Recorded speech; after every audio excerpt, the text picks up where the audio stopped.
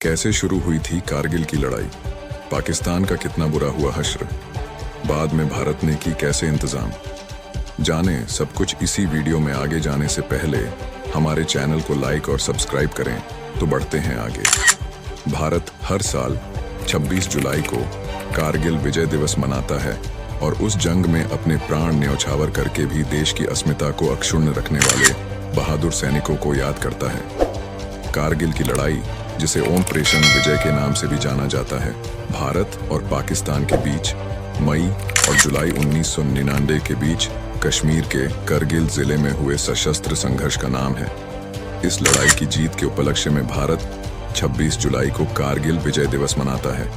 बता दें कि पाकिस्तान की सेना और कश्मीरी उग्रवादियों ने लोसी करके भारत की जमीन पर कब्जा करने की कोशिश की थी। हालांकि इंडियन आर्मी के बहादुर जवानों ने न सिर्फ पाकिस्तान को इस लड़ाई में धूल चटाई, बल्कि शौर्य की एक ऐसी मिसाल पेश की जो इतिहास के पन्नों में अपनी जगह बना गई। कैसे हुई थी कारगिल की लड़ाई की शुरुआत? इस लड़ाई की शुरुआत 3 मई 1999 को ही हो गई थी, जब पाकिस्तान ने कारगिल की ऊंची पहाड़ियों पर 5000 से भी ज्यादा सैनिकों के साथ घुसपैठ कर कब्जा जमा लिया था। भारत सरकार को जब घुसपैठ की जानकारी मिली, तब पाकिस्तानी सैनिकों को खदेड़ने के लिए ऑपरेशन विजय चलाया गया। पाकिस्तान ने दावा किया था कि इस लड़ाई में लड़ने वाले सभी कश्मीरी उग्रवादी हैं, लेकिन युद्ध में बरामद हुए दस्तावेजों और पाकिस्तानी नेताओं के बयानों से साबित हुआ कि पाकिस्तान की सेना प्रत्यक्ष रूप में इस युद्ध में शामिल थी। पाकिस्तानी घुसपैठ का सेना को यूं चला था। पता 8 मई 1999 को पाकिस्तान की 6 नॉर्दर्न लाइट इन्फेंट्री के कैप्टन इफ्तिखार और लांस हवलदार अब्दुल हकीम 12 सैनिकों के साथ कारगिल की आजम चौकी पर कब्जा जमाए बैठे हुए थे।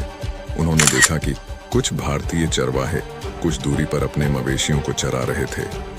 पाकिस्तानी सैनिकों ने आपस में इन चरवाहों को बंदी बनाने को लेकर चर्चा की, लेकिन जब उन्हें लगा कि ऐसा करने की सूरत में चरवाहे उनका राशन खा जाएंगे, तो उन्होंने उन्हें वहां से जाने दिया। कुछ देर बाद ये चरवाहे भारतीय सेना के 6 से 7 जवानों के साथ वहां वापस लौटे और पाकिस्तान के नापाक इरादों की पोल खुल गई।